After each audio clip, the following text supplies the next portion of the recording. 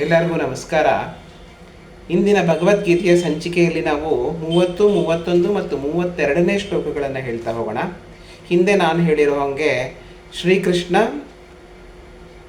ಅರ್ಜುನನ ರಥವನ್ನು ತೆಗೆದುಕೊಂಡು ಹೋಗಿ ಸೇನೆಯ ಮಧ್ಯಭಾಗದಲ್ಲಿ ನಿಲ್ಲಿಸ್ತಾನೆ. ಎರಡು ಸೈನ್ಯದ ಮಧ್ಯಭಾಗದಲ್ಲಿ ನಿಲ್ಲಿಸ್ತಾರೆ. ಎರಡು ಕಡೆಯೂ ಜನಗಳು ಕಾಣಿಸ್ತಾ ಇದ್ದಾರೆ.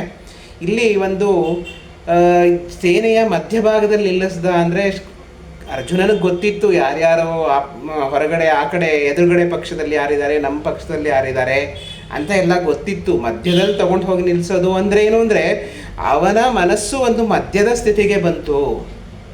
ಅಂದರೆ ಇಬ್ಬರನ್ನೂ ನೋಡೋಕ್ಕೆ ಶುರು ಮಾಡ್ದ, ಇಬ್ಬರನ್ನೂ ಒಂದೇ ಸಮಾನ ದೃಷ್ಟಿಯಿಂದ ನೋಡೋಕ್ಕೆ ಶುರು ಮಾಡ್ದ. ಆವಾಗ ಅವ್ನಿಗೇನು ಮಾಡೋದು ಅನ್ನೋದು ನಮಗೂ ಈಗ ನಮ್ಮ ಜೀವನದಲ್ಲೂ ಒಂದೊಂದು ಸತಿ ಹಾಗಾಗತ್ತೆ. ನಾವು ಮಧ್ಯದಲ್ಲಿ ನಿಂತ್ಕೊಂಡಾಗ ಈ ಕಡೆನಾ ಆ ಕಡೆನಾ ಅನ್ನೋ ಒಂದು ತುಮುಲ ದ್ವಂದ್ವ ಶುರು ಆಗುತ್ತೆ. ಅದು ಶುರು ಆಯಿತು ಅನ್ನೋದನ್ನು ಒಂದು ಉಭಯೋರ್ ಮಧ್ಯೆ ಎರಡು ಸೈನ್ಯಗಳ ಮಧ್ಯದಲ್ಲಿ ನಿಲ್ಲಿಸ್ದ ಅನ್ನೋದನ್ನು ಹೇಳ್ತಾರೆ. ಅದನ್ನೇ ಮುಂದುವರಿಸ್ತಾ 30ನೇ ಶ್ಲೋಕದಲ್ಲಿ ನಚಶಕ್ಯೂಂ ವ್ಯವಸ್ಥಾತು ಭ್ರಮತೀವ ಚ ಮೇಮನ ನಿಮಿತ್ತಾನಿ ಚ ಪಶ್ಯಾಮಿ ವಿಪರೀತಾನಿ ಕೇಶವ ಅಂತ ಹೇಳ್ತಾನೆ. ಅಂದರೆ ನನಗೇನು ಮಾಡಬೇಕು ಅಂತ ಗೊತ್ತಾಗ್ತಾ ಇಲ್ಲ, ನನ್ನ ಮೈಯೆಲ್ಲ ಉರಿತಾ ಇದೆ, ಹೃದಯ ಒಡೆದೋಗೋಂಗೆ ಆಗ್ತಾ ಇದೆ, ಗಾಂಡೀವ ಕೈಯಿಂದ ತಪ್ಪಿ ಕೆಳಗಡೆ ಬೀಳ್ತಾ ಇದೆ, ನನಗೆ ನಿಂತ್ಕೊಳ್ಳೋಕ್ಕೂ ಆಗ್ತಾ ಇಲ್ಲ, ಏನು ಮಾಡಲಿ ಕೇಶವ ಅಂತ ಕೇಳ್ತಾನೆ. ಅದೇ ಥರ 31ನೇ ಶ್ಲೋಕದಲ್ಲಿ ನಚಶ್ರೇಯೋನು ಪಶ್ಯಾಮಿ ಹತ್ವಾ ಸ್ವಜನಮಾಹವೇ ನ ಕಾಂಕ್ಷೆ ವಿಜಯಂ ಕೃಷ್ಣ ನಚ ರಾಜ್ಯಂ ಸುಖಾನಿ ಚ ಅಂತ ಹೇಳ್ತಾನೆ. ಅಂದ್ರೇನಪ್ಪ, ಏನು ಶ್ರೇಯಸ್ಸಿಗೋಸ್ಕರ ಈ ಯುದ್ಧವನ್ನು ಮಾಡಬೇಕು, ಯಾರ ಶ್ರೇಯಸ್ಸಿಗೋಸ್ಕರ ಯುದ್ಧ ಮಾಡಬೇಕು?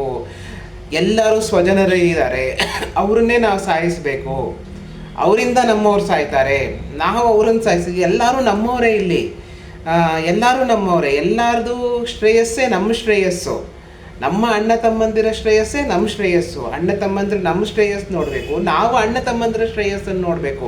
ಅಂತಹ ಪರಿಸ್ಥಿತಿ ಇರಬೇಕಾದ್ರೆ ನಾವು ಇಬ್ಬರು ಹೊಡೆದಾಡಿಕೊಂಡು ಒಬ್ರನ್ನೊಬ್ಬರು ಸಾಯಿಸೋಕ್ಕೆ ನಿಂತಿದ್ದೀವಿ. ಇದು ಯಾರ ಶ್ರೇಯಸ್ಸಿಗೆ? ಯಾಕೆ ಇಂತಹ ವಿಜಯ ನನಗೆ ಬೇಕು?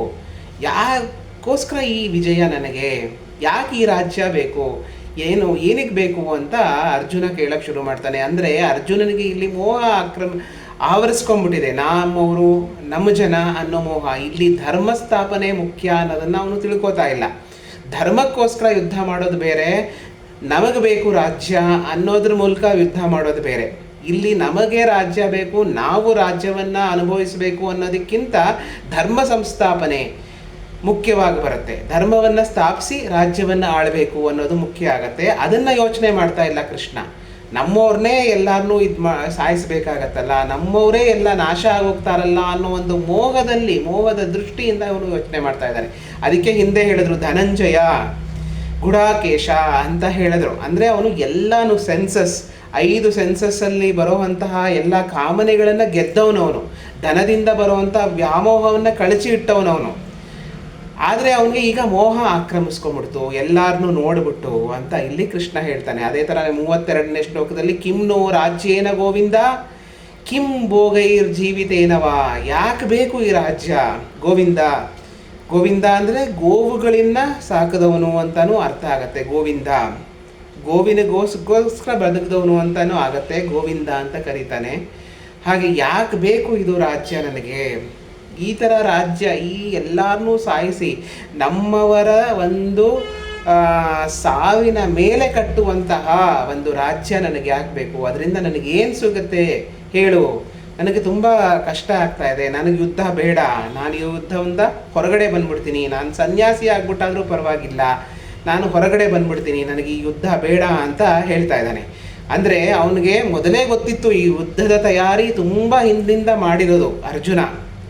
ಅವನಿಗೆ ತುಂಬ ನೋವುಗಳನ್ನು ಅನುಭವಿಸಿದ್ದ. ದ್ರೌಪದಿ ವಸ್ತ್ರಾಪರಣ ಆದಾಗ, ದ್ರೌಪದಿಯನ್ನು ತುಂಬಿದ ಸಭೆಯಲ್ಲಿ ಪಾಂಡವರನ್ನು ಅವಮಾನ ಮಾಡಿದಾಗ, ಅವರನ್ನು ಕಾಡಿಗೆ ಕಳಿಸಿದಾಗ, 12 ವರ್ಷ ವನವಾಸ, 1 ವರ್ಷ ಅಜ್ಞಾತವಾಸಕ್ಕೆ ಕಳಿಸಿದಾಗ, ಅವನು ಈಶ್ವರನಿಂದ ವರ ಪಡ್ಕೊಂಡು ಪಾಶುಪತಾಸ್ತ್ರ, ಇಂದ್ರನಿಂದ ಕೆಲವು ಅಸ್ತ್ರಗಳನ್ನು, ಸುಮಾರು ತಪಸ್ ಮಾಡಿ ಸುಮಾರು ಅಸ್ತ್ರಶಸ್ತ್ರಗಳ ಭಂಡಾರವನ್ನೇ ಗೆದ್ದುಕೊಂಡು ಬಂದಿದ್ದ. ಅಂದರೆ ಅವನು ಗೊತ್ತಿತ್ತು ಇಂಥ ದೊಡ್ಡ ಒಂದು ಯುದ್ಧ ಆಗತ್ತೆ, ಅದರಲ್ಲಿ ನಾವು ಧರ್ಮಕ್ಕೋಸ್ಕರ ಹೋರಾಡಿ ಧರ್ಮವನ್ನು ಜಯಶಾಲಿಯಾಗಿ ಮಾಡಬೇಕು ಅಂತ ಗೊತ್ತಿತ್ತು. ಕೃಷ್ಣನೂ ಅದಕ್ಕೆ ಅವರಿಗೆ ಮಾನಸಿಕವಾಗಿ ಯುದ್ಧ ಸನ್ನದ್ಧತೆ ತಿಳಿಸಿದ್ದ. ಇಷ್ಟೆಲ್ಲ ಇರಬೇಕಾದ್ರೂ ಈ ಯುದ್ಧ ಮಾಡೋಕ್ಕೆ ಇನ್ನೇ ಕೆಲವೇ ಕ್ಷಣಗಳು ಬಾಕಿ ಇರಬೇಕಾದ್ರೆ ಅವನಿಗೆ ದ್ವಂದ್ವ ಶುರು ಆಗೋಯ್ತು. ಬೇಕಾ ಇಂಥ ಯುದ್ಧ, ಯಾಕೆ ಬೇಕು ಅನ್ನೋದು ಶುರು ಆಗೋಯ್ತು. ಅದನ್ನು ಈ ಶ್ಲೋಕದಲ್ಲಿ ಹೇಳ್ತಾರೆ. ಮುಂದೆ ಅವನಿಗೆ ಇನ್ನೇನೇನು ಅನಿಸುತ್ತೆ, ಈ ಒಂದು ಮೋಹವನ್ನು ಆಕ್ರಮಿಸಿಕೊಂಡಿರುವಂತಹ ಮನಸ್ಸಿಗೆ ಇನ್ನೇನೇನು ಭಾವನೆಗಳು ಬರುತ್ತೆ ಅನ್ನೋದನ್ನು ಮುಂದಿನ ಶ್ಲೋಕದಲ್ಲಿ ನೋಡೋಣ. ಎಲ್ಲರಿಗೂ ನಮಸ್ಕಾರ.